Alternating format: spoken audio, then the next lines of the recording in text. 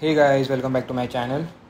तो इस प्लेलिस्ट में हम बनाने वाले एक financial model of a listed company called TCS, basically Tata consultancy services. तो हम कुछ ऐसा फाइनेंशियल मॉडल बनाने वाले हैं जिसमें इनकम स्टेटमेंट होगी, ग्रोथ रेट्स एंड मार्जिन्स होंगे to drive the income statement, PPE schedule, balance sheet, cash flow statement, few ratios to drive the balance sheet, and we will also forecast the dividend paid. तो इस playlist का purpose होने वाला है कि कैसे एक integrated, by integrated I mean कैसे तीनों फाइनेंशियल स्टेटमेंट्स आपस में कनेक्टेड होती हैं, कैसे profit after tax balance sheet में फ़्लो करता है और फ्लो करता है कैश फ्लो स्टेटमेंट में। जैसा कि आप यहाँ देख सकते हैं, शेयर होल्डर्स इक्विटी में फ़्लो कर रहा है और कैश फ्लो स्टेटमेंट में फ़्लो कर रहा है, और कैसे कैश फ्लो करता है बैलेंस शीट में। तो हम ये पूरा समझेंगे। इस मॉडल में हमने 3 हिस्टोरिकल ईयर्स और 2 फोरकास्टेड ईयर्स लिए हैं। आप ये सेम फॉलो करके 5 हिस्टोरिकल ईयर्स और 5 फोरकास्टेड ईयर्स का भी बना सकते हैं। कुछ अलग नहीं होता उसमें, फ़्लो पूरा सेम होता है, कनेक्टिविटी पूरी सेम होती है, बस द डिफरेंसेस की नंबर ऑफ़ ईयर्स डिफरेंस होते हैं। तो चलिए स्टार्ट करते हैं इस वीडियो के साथ। इस वीडियो में हम इनकम स्टेटमेंट बनाएंगे पूरा from scratch without using this template. हम इसका बिल्कुल यूज़ नहीं करेंगे, हम इस आउटपुट की तरफ देखेंगे भी नहीं। मैं आपको स्टेप बाय स्टेप बताऊंगा कि कैसे हमें ये पूरा इंटीग्रेटेड मॉडल बनाना है। तो अभी आते हैं हम इस वाली फ़ाइल पर। इसमें आपको दिखेगा कि हमने ऑलरेडी हिस्टोरिकल डेटा ले रखा है 3 साल का, और हम सिर्फ इन्हीं इनपुट्स का यूज़ करके ऐसा आउटपुट बनाएंगे, इनके अलावा कुछ नहीं लेंगे। और इस प्लेलिस्ट के एंड में मैं आपको बताऊंगा कि कैसे आपको ये सोर्स करने हैं through company filing without using any third site या फिर किसी ब्रोकरेज फर्म की हेल्प लिए बिना। बाय ब्रोकरेज में आई मीन हम इसमें स्क्रीनर का भी यूज़ नहीं करेंगे, या मनी कंट्रोल या फिर याहू फाइनेंस किसी वेबसाइट का यूज़ नहीं करेंगे। प्योरली कंपनी फाइलिंग्स का यूज़ करके हम ये फाइनेंशियल मॉडल बनाएंगे। अभी के लिए मैंने इनपुट्स डाल रखे हैं। इस प्लेलिस्ट के एंड में मैं आपको बताऊंगा कि आपको ये कंपनी वेबसाइट से कैसे निकालने हैं। तो चलिए let's begin with the video. अभी हम एक शीट इंसर्ट करते हैं, और हम इसमें बिल्कुल भी माउस का यूज़ नहीं करने वाले, हम प्योरली कीबोर्ड शॉर्टकट्स का यूज़ करेंगे। तो शीट इंसर्ट करने के लिए शॉर्टकट होता है Alt+H+I+S।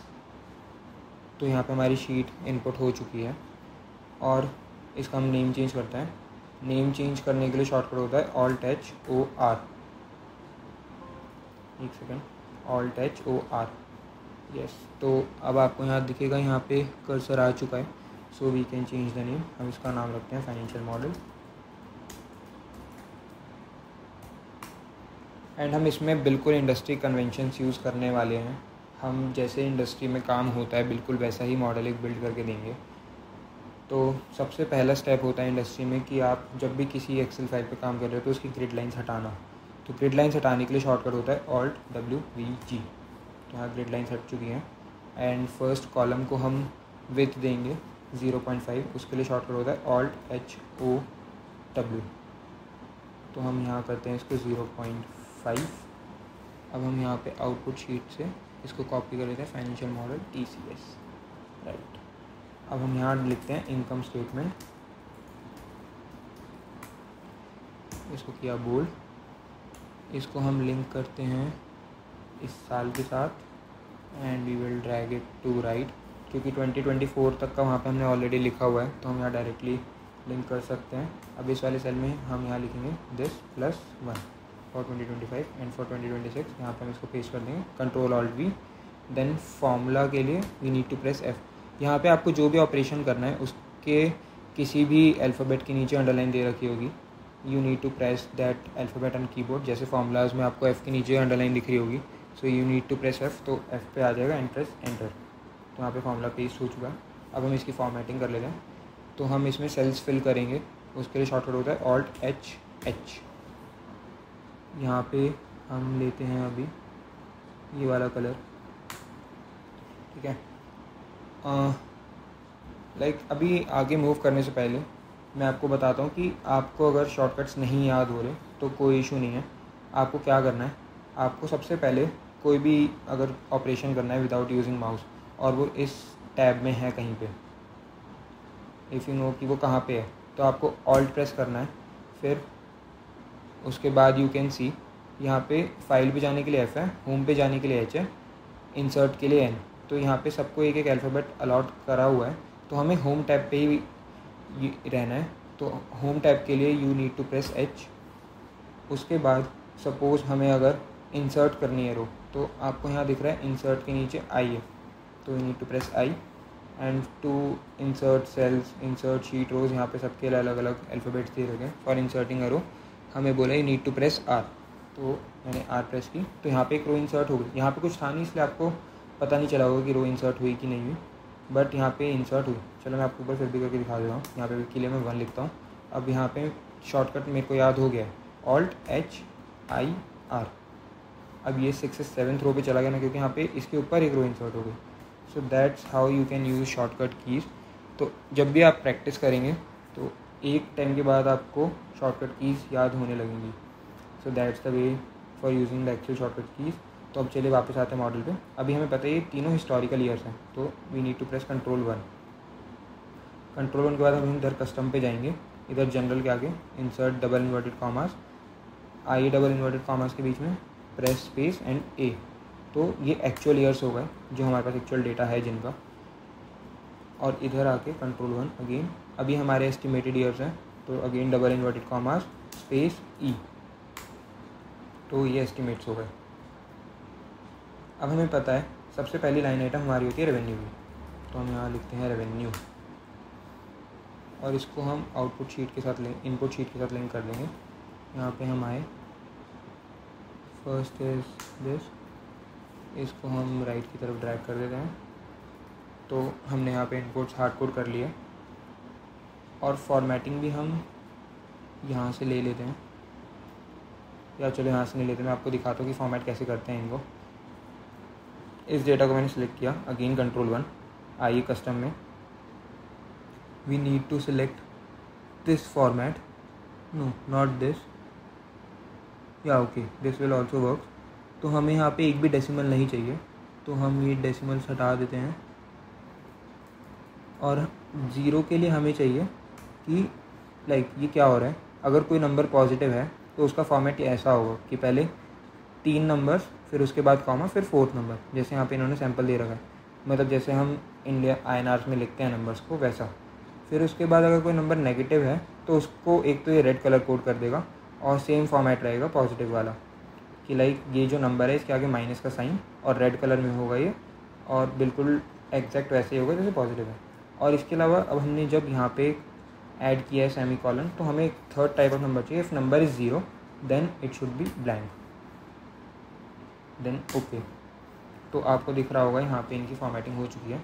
अब हम इसको कलर करेंगे ब्लू, लाइक ये हमारे इनपुट्स हैं और हार्ड कोड्स हैं, तो हम इनको कलर करेंगे ताकि अगर हम कोई फोरकास्ट फॉर्मूला बनाते हैं तो हमें पता है कि हमें वहाँ पे कुछ डायरेक्टली नहीं लिखना, क्योंकि वहाँ पे वो फॉर्मूला है और यहाँ पे हार्ड कोड्स हैं। तो इसलिए हम इसको कलर करते हैं Alt+F+C, इसका कलर है ब्लू। सो ये रेवेन्यू हो गया। रेवेन्यू के बाद आता है हमारा कॉग्स, उसको भी हम डायरेक्टली लिंक कर लेंगे, तो वो हमें डायरेक्टली रेवेन्यू के नीचे ही दे रखा है, तो हम डायरेक्टली इसको कॉपी करेंगे, यहाँ कर देंगे पेस्ट, तो हमारे पास कॉग्स आ गया। अब यहाँ पे हम एक अंडरलाइन डालते हैं, अंडरलाइन के लिए शॉर्टकट होता है Alt+H+B+O, तो ये बॉटम अंडरलाइन है। हम बॉटम अंडरलाइन नहीं करते हैं, इसको हटाते हैं Alt+H+BN, हम टॉप बॉर्डर ऐड करते हैं इसके नीचे वाले रो पे आके Alt+H+BP, तो यहाँ पे एक अंडरलाइन आ गई। अब हमारा आएगा ग्रॉस प्रॉफिट। तो जो भी हमारे मेन लाइन आइटम्स होंगे हम उनको बोल्ड कर देंगे ताकि हमें पता रहे ये मेन लाइन आइटम्स हैं, यहाँ पे सिर्फ फार्मूलाज हैं। तो ग्रॉस प्रॉफिट कैलकुलेट करने के लिए हमें करना होता है रेवेन्यू माइनस कॉग्स। जिसको बेसिक अकाउंट्स आती है उसको पता होगा कि ये क्यों किया है। तो अब हमने इस फार्मूला को राइट की तरफ ड्रैग कर दिया। आफ्टर ग्रॉस प्रॉफिट हमारे आते हैं ऑपरेटिंग एक्सपेंसेस।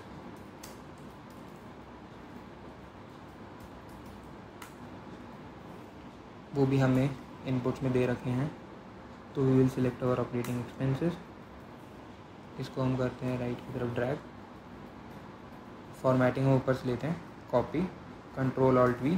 फॉर्मेट्स के लिए यहाँ पे टी के नीचे अंडरलाइन है, तो we will press T and enter.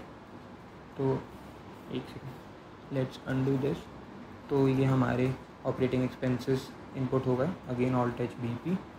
अब हमारा आएगा ऑपरेटिंग प्रॉफिट और EBIT। ऑपरेटिंग प्रॉफिट को EBIT बोलते हैं। सो इसका फॉर्मूला होता है gross profit minus operating expenses. इसको भी हम राइट की तरफ ड्रैग कर देंगे। तो ये हमारा ऑपरेटिंग प्रॉफिट आ गया। उसके बाद आएंगे हमारे अदर इनकम्स स्लैश एक्सपेंसेस। ये भी हमें इनपुट में दे रखा है, हमने लिया इन्हें। इसको किया राइट की तरफ ड्रैग। फॉर्मेटिंग हम अब बाद में सबकी एक साथ ठीक कर लेंगे। Again Alt H BP। यहाँ पे हमारा आएगा प्रॉफिट बिफोर टैक्स। उसके लिए हमें ऑपरेटिंग प्रॉफिट में से अब यहाँ पे अदर इनकम स्लैश एक्सपेंसेस है। एक्सपेंसेस के आगे मैंने ब्रैकेट्स लगाए हैं, विच मीन्स कि अगर एक्सपेंसेस हैं तो we need to write it in negative, और अगर इनकम है तो वो पॉजिटिव। तो अगर इनकम है तो हमारे प्रॉफिट में वो ऐड देगी, एक्सपेंस होगा तो माइनस हो जाएगा अपने आप। ओके, अगर एक्सपेंस है तो हमें यहाँ पे माइनस लगाना पड़ेगा, बट यहाँ पे ऑलरेडी माइनस में होता अगर एक्सपेंस होता तो माइनस लगाने की भी नीड नहीं है। तो इसलिए अभी हम इसको ऐसे ही रहने देते हैं। सो ये हमारा प्रॉफिट बिफोर टैक्स आ गया। इसको भी हम राइट की तरफ कर देते हैं ट्रैक। ये आ गया हमारा profit before tax. After that हमारा टैक्स आ जाएगा। टैक्स भी हमारे पास दे रखा है यहाँ पे, इसको हम लिंक कर देते हैं। इसको करते हैं राइट की तरफ ड्रैग। आ गए हमारे पास taxes. Again Alt H BP profit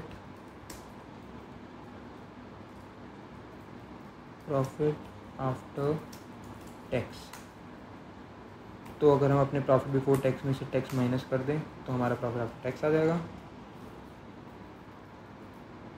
so यहाँ पे हमारी हिस्टोरिकल इनकम स्टेटमेंट बन चुकी है।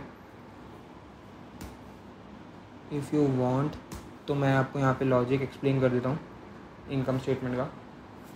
तो फर्स्टली हमारे पास है रेवेन्यू। रेवेन्यू मतलब कोई भी जो कंपनी है वो कुछ ना कुछ सर्विसेज या फिर कोई ना कोई गुड्स सेल करके कुछ इनकम जनरेट करती है, राइट। नहीं तो बिज़नेस का पॉइंट ही क्या है। तो जो भी वो सर्विसेज, जैसे अभी टाटा कंसल्टेंसी सर्विसेज है, तो ये बेसिकली सॉफ्टवेयर सर्विसेज प्रोवाइड करते हैं।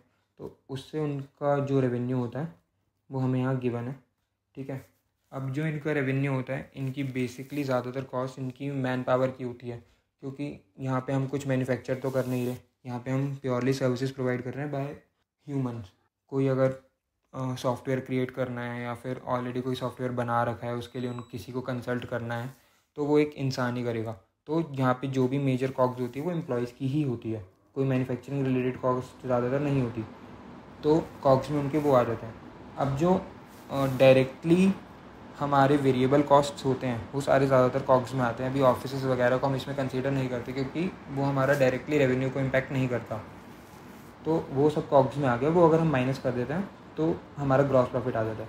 फिर उसके बाद जो भी हमारे एक्सपेंसेस हैं जो वेरिएबल नहीं है, फिक्स्ड कॉस्ट हैं, जो कि हमें पता है कि हमारे रेवेन्यू को इम्पैक्ट नहीं करेगा, जो कि लगना ही लगना है। जैसे TCS का अगर ऑफिस है तो इट डजेंट डिपेंड्स कि उनका रेवेन्यू कितना है, उनका ऑफिस का उतना रेंट वगैरह भरना पड़ेगा, तो वो सारे हमारे ऑपरेटिंग एक्सपेंसेस में आ जाते हैं। तो अगर हम उसको माइनस कर देते हैं ग्रॉस प्रॉफिट में से तो हमारा ऑपरेटिंग प्रॉफिट आ गया। उसके अलावा बाकी जो भी एक्सपेंसेस या फिर इनकम से, जैसे हमने एम्प्लॉयज़ को सैलरी देने के लिए किसी से लोन लिया तो उस पर हमें इंटरेस्ट पे करना पड़ता है, या फिर हमारे पास जो भी आइडल पैसा था हमने उसको किसी और बिज़नेस में इन्वेस्ट कर दिया, या फिर किसी और को डेट दे दिया, या फिर किसी भी तरीके से हमने उस मनी को इन्वेस्ट कर दिया, तो उस पर हमें इंटरेस्ट इनकम या डिविडेंड इनकम मिलेगी। तो वो इसका पार्ट होती है अदर इनकम एक्सपेंसेस का, तो वो सब इसमें आ जाएगा। तो इसलिए अगर हमारा कुछ अगर इनकम हुई तो हम उसको ऐड करेंगे, कोई एक्सपेंस हुआ तो उसको माइनस कर देंगे, तो हमारा प्रॉफिट बिफोर टैक्स आ जाएगा। उसके बाद जो भी हमने पैसा अर्न किया उस पर हमें टैक्स पे करना पड़ेगा गवर्नमेंट को। वो पे करने के बाद हमारा प्रॉफिट आफ्टर टैक्स बचेगा, जो कि शेयर होल्डर्स के लिए होता है purely. So that is the flow of income statement. अब हम यहाँ पे फॉर्मेटिंग कर देते हैं, अगर आपको समझ में आ गया तो। इस कंट्रोल ऑल्ट VT। अगेन अगर आपको कोई ऑपरेशन वापस से रिपीट करना है जो अभी आपने परफॉर्म किया, तो आपको वापस परफॉर्म करने की नीड नहीं है, you just need to press F4। तो यहाँ पे वापस परफॉर्म हो जाएगा। तो यहाँ हमारा प्रॉफिट बिफोर टैक्स आ गया है। यहाँ पे हमारी इनकम स्टेटमेंट हिस्टोरिकली रेडी है। इसको हम पेस्ट करते हैं इधर और इधर हम बॉर्डर्स डाल देते हैं फॉर्मेटिंग के लिए, Alt+VT। तो यहाँ हमारी इनकम स्टेटमेंट रेडी हो चुकी है।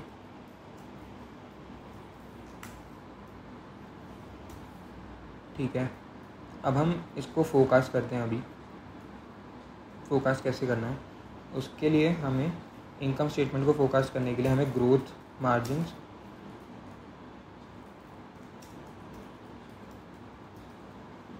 या फिर रेशियोज़ का यूज़ करना होगा। वो हम देखेंगे क्या क्या किसको कैसे फोकास्ट कर सकते हैं। फर्स्टली हमारे पास यहाँ से बॉर्डर हट गया, एक बार इसको वापस Alt+VT। फर्स्टली हमारे पास है सबसे पहले रेवेन्यू। अब इंडस्ट्री में कैसा होता है मैं पहले आपको वो बताता हूँ। यहाँ पे डायरेक्टली रेवेन्यू फोकास्ट करने से पहले हमारे पास दो तरीके होते हैं रेवेन्यू को फोकास्ट करने के लिए। या तो हम पहले रेवेन्यू ब्रेकअप देखें। ठीक है, रेवेन्यू ब्रेकअप का क्या मतलब है कि जो हमारे पास ये नंबर है 191,754, ये कैसे आ रहा है हमारे पास। कैसे आ रहा है का क्या मतलब है कि सपोजिटली अभी हम TCS वगैरह सब भूल जाते हैं, हम फोकस करते हैं कि किसी कंपनी का रेवेन्यू है 10 लाख। अभी सपोजिटली उनके 10 स्टोर्स हैं। ठीक है, उनके 10 स्टोर्स हैं, ईच स्टोर हमें 1 लाख का रेवेन्यू देता है। ठीक है, तो total revenue will be this into this, 10 lakh का टोटल रेवेन्यू हो गया। तो ये हो गया कि हमारा रेवेन्यू टोटल कैसे आ रहा है, how we are driving the revenue. तो ये मैंने अभी आपको एक बहुत बेसिक एग्जांपल बताया। जब हम किसी कंपनी का फाइनेंशियल मॉडल इंडस्ट्री में बिल्ड करते हैं तो उसका बहुत डिटेल रेवेन्यू ड्राइवर होता है। उसके ऊपर भी मैं कभी बाद में वीडियो बनाऊंगा कि कैसे किसी कंपनी का हम रेवेन्यू ड्राइवर बना सकते हैं by using the company filings. अभी हम उस पर नहीं आते। अभी हम देखते हैं कि इसको फिर फोकास्ट कैसे करते हैं रेवेन्यू को ब्रेकअप देखने के बाद। तो हम आगे के हिस्टोरिक फोकास्टेड ईयर्स में देखते हैं कि नंबर ऑफ़ स्टोर्स बढ़ सकते हैं क्या। मानते हैं कि अगले 2 साल तक वो 10 ही रहने वाले हैं, फिर तीसरे साल वो 11 हो जाएंगे। तो यहाँ पे हमने नंबर ऑफ़ स्टोर्स को फोकास्ट किया। फिर उसके बाद हम देखते हैं कि क्या हम ईयर ऑन ईयर इस रेवेन्यू को ग्रो कर सकते हैं या नहीं, मतलब बाय ईच स्टोर। तो सपोजिटली अगर ये 5% पे ग्रो हो रहा है +0.05, ये मैंने बेसिकली कंपाउंड इंटरेस्ट का फॉर्मूला लगा दिया और एफ इसलिए आया क्योंकि यहाँ पे हमने मल्टीप्लाई नहीं लगाया। हाँ, और इसको आगे ड्रैग, तो ये हर साल 5% ग्रो हो रहा है। तो अब हमारा रेवेन्यू कैसे कैलकुलेट होगा, यहाँ पे ये जो फॉर्मूला है stores into number of sale by each store, इसको हम मल्टीप्लाई कर देंगे आगे, तो हमारे पास यहाँ टोटल रेवेन्यू आ गया। तो ये एक तरीका होता है, बट अभी हम यहाँ पे देख रहे हैं, यहाँ पे हमारे पास टोटल रेवेन्यू है। तो मैंने जैसे आपको यहाँ पे करके दिखाया था ना, हम ईयर ऑन ईयर ग्रोथ एक स्टोर के रेवेन्यू कर रहे हैं, वैसे ही हम यहाँ पे टोटल रेवेन्यू करेंगे ईयर ऑन ईयर ग्रोथ। तो दूसरा तरीका होता है ईयर ऑन ईयर ग्रोथ। तो हम यहाँ revenue growth year on year growth का यूज़ करके करेंगे। यहाँ पे मैं लिख देता हूँ YOY। तो उसके लिए हम पहले देखेंगे हिस्टोरिकली क्या ट्रेंड है। अभी हमारे पास यहाँ पे 3 साल ही हैं, तो हमें यहाँ पे कुछ ट्रेंड ऐसे समझ नहीं आएगा क्योंकि 1 साल तो अभी इसकी फॉर्मेटिंग कर लेते पहले। Alt+N बॉटम बॉर्डर परसेंटेज 17.58%, इस फॉर्मूले को हमने किया राइट बेस्ड। अभी आपको यहाँ पे कोई ट्रेंड समझ में नहीं आएगा क्योंकि यहाँ पर हमारे पास 2 साल की ही ग्रोथ है। तो हम क्या कर सकते हैं, या तो हम इसका केगर देख सकते हैं, अगर वो सेंस हमें लगता है कि कर रहा है। केगर के लिए फॉर्मूला लगता है RRI, number of periods is this, मतलब टोटल कितने पीरियड्स की हमें ग्रोथ देखनी है। तो ये 2 साल की ग्रोथ है, तो हमने वो किया। प्रेजेंट वैल्यू, तो प्रेजेंट वैल्यू ये थी, एंड फ्यूचर वैल्यू 2,40,000 है। इसमें year on year growth is around 12%। या तो हम आगे के रेवेन्यूज़ 12% पे ग्रो कर दें, बट अभी इस साल अगर सिर्फ 7% ग्रोथ हुई है अराउंड, तो हम एक हाइपोथेटिकल सिचुएशन लेते हैं और आगे 7% ही ग्रो करते हैं। यहाँ पे हमने Ctrl+Alt+V फॉर्मेट पेस्ट किया, यहाँ पे हमने लिखा 7%, इसको किया यहाँ पे पेस्ट, तो यहाँ पे फॉर्मूला लगाया, यहाँ पे फॉर्मेटिंग करते हैं पहले Alt+FC, इसको कर दिया ब्लू, ठीक है। अभी मैं आपको समझाता हूँ मैंने यहाँ पे क्या किया। ईयर ऑन ईयर ग्रोथ पिछले साल की कैलकुलेट करने के लिए, तो ईयर ऑन ईयर ग्रोथ का फॉर्मूला होता है कि रेवेन्यू चेंज कितना हुआ, मतलब इस साल ग्रो कितना हुआ है। तो चेंज देखने के लिए हमें इस साल का रेवेन्यू माइनस पिछले साल का रेवेन्यू किया, ठीक है। अब वो चेंज किया कितना हुआ है हम रिस्पेक्ट में देखेंगे प्रीवियस ईयर की, प्रीवियस ईयर से कितना चेंज हुआ, तो उसको हम डिनोमिनेटर में डाल देंगे और कर देंगे एंटर।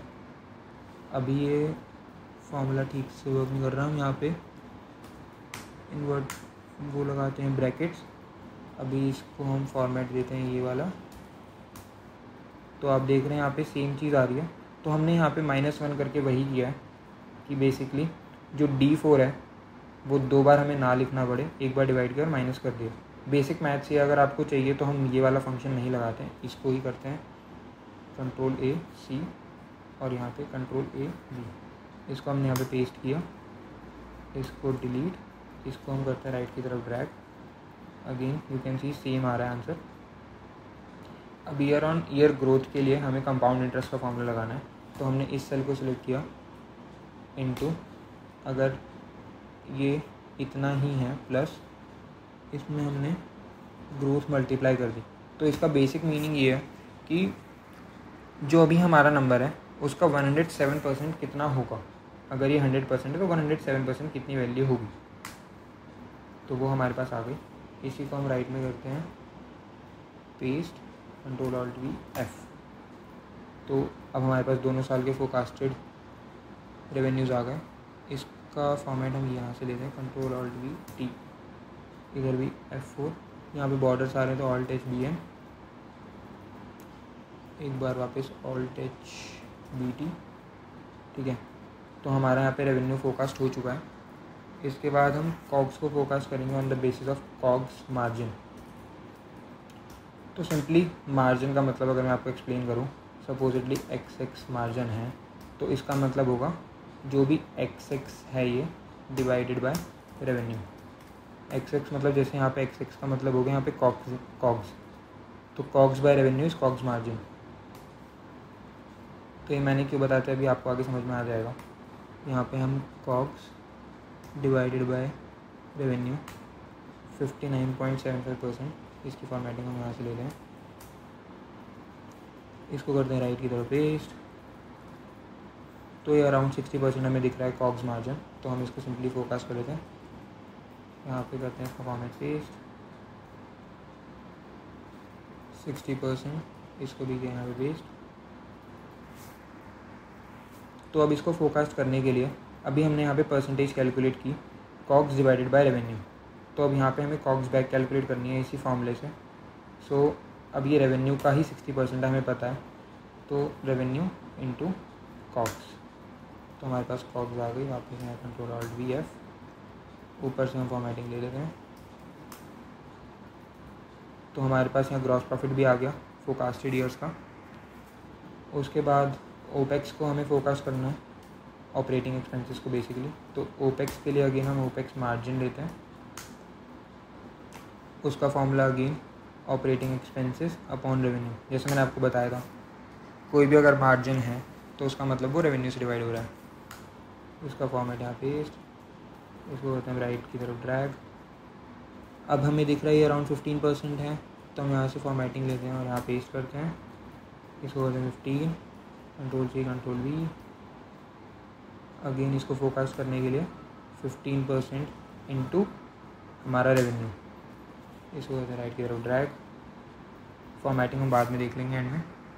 फिर आते हैं हमारे पास other income expenses. Other income expenses को भी आप मार्जिन लेके कैलकुलेट कर सकते हो, बट अभी के लिए इंडस्ट्री में क्योंकि हम अदर इनकम और एक्सपेंसेस को डायरेक्टली फोकस नहीं करते, या तो हमने कोई बहुत डिटेल्ड फाइनेंशियल मॉडल बनाया होता जिसमें हम इंटरेस्ट इनकम और एक्सपेंसेस को अलग लेते और उनको फोकस करते। अगर आपको चाहिए कि मैं आपको वो भी सिखाऊं तो आप मेरे को कमेंट सेक्शन में बताना। इफ़ मेरे को अच्छा रिस्पांस मिलता है तो I will come up with something else. अभी के लिए हम इसको डायरेक्टली इससे लिंक कर देते हैं और इसकी फॉर्मेटिंग करते हैं Alt+F+C। जो भी हम सेल डायरेक्टली लिंक करते हैं उसको हम ये कलर देते हैं इसको हम राइट की तरफ ड्रैग कर देते हैं। तो हमारे पास प्रॉफिट बिफोर टैक्सेस भी आ गया। Now next is tax rate. ये टैक्स रेट है, ये टैक्स मार्जिन नहीं है फर्स्ट ऑफ ऑल। अब टैक्स रेट का क्या मतलब है? अभी आपको पता है टैक्स से पहले हम इतना पैसा कमा चुके हैं, ठीक है। तो अब जो भी हम जितना भी % टैक्स पे करेंगे वो हम इस अमाउंट का करेंगे। लाइक आप अगर साल में 1 लाख रुपए कमाते हो और आपको बोला जाए कि आपको उस पर 30% टैक्स पे करना है, तो आप 1 लाख पे 30% पे करोगे ना, which is 30% of 1 lakh which is 30,000। तो आपकी नेट इनकम हो गई आफ्टर टैक्सेस 1 लाख माइनस 30,000। तो सेम लॉजिक हम यहाँ पे फॉलो करेंगे।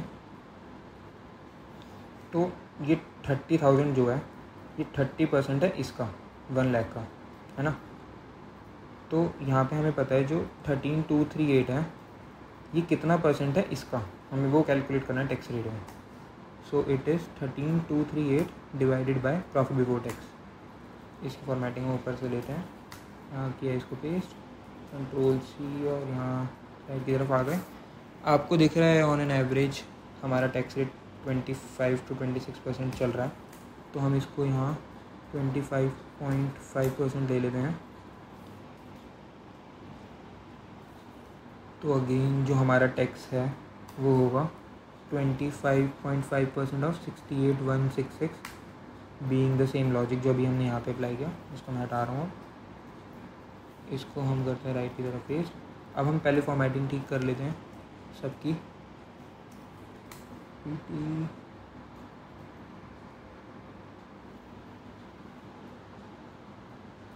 Alt HBT। तो यहाँ पे हमारी फोरकास्टेड इनकम स्टेटमेंट भी तैयार है with the growth margin and ratios.